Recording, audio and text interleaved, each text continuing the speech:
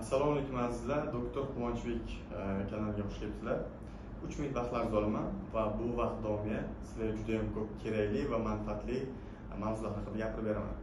Bugungi mavzuyimiz ayollardagi bepushtlik sabablari va bunga yechim haqida hozirda batafsil gapiraman.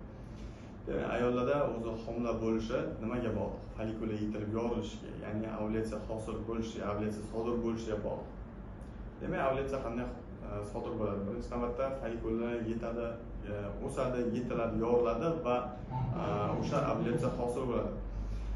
Ovulyatsiya bo'lyapti, lekin homila bo'lmayapti. Bunga qanaqa yechim bor?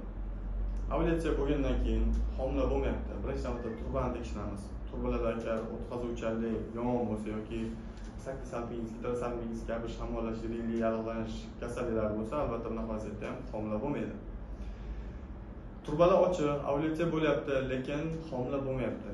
Nimani tekshiramiz? Endometriyni o'sganligini tekshiramiz. Endometriy razmeri yettidan kichkina bo'lsa, ovulyatsiya bo'lib, embrion hosil bo'lib, turbadan matga dumalab kelgan taqdirda ham matga ushlab qololmaydi, chunki endometriy razmeri juda ham katta bo'lganligi hisoblanadi.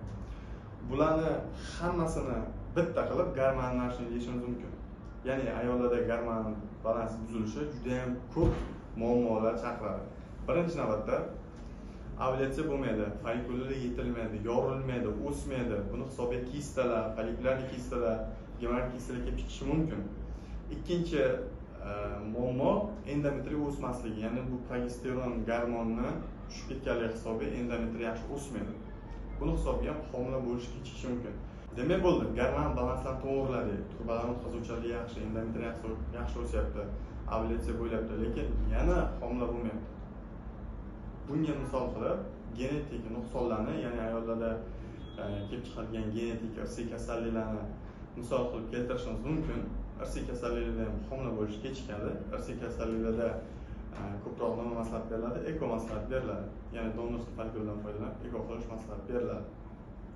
Yana bir muammo, mayda genetik kasallik yo'q, turbada muammo yo'q, ovulyatsiya bo'lyapti, lekin homila bo'lmayapti. Bunaqa vaziyatda sheykan tekshiriladi, balki sheyka yopib qo'ygan bo'lishi mumkin. Ya'ni bachadon bo'yni yopib qo'ygan bo'lishi mumkin. Yoki endometriyda, ya'ni bachadon ichki qavatda razmeri katta miomalar hisobiga homila bo'lmasligi mumkin. Buni hammasini batafsil gapirishga, tushuntirishga vaqt yetmaydi. Agar savollaringiz bo'lsa, quyidagi raqamlar bilan menga bog'lansanglar, albatta savollaringizga alohida javob beraman.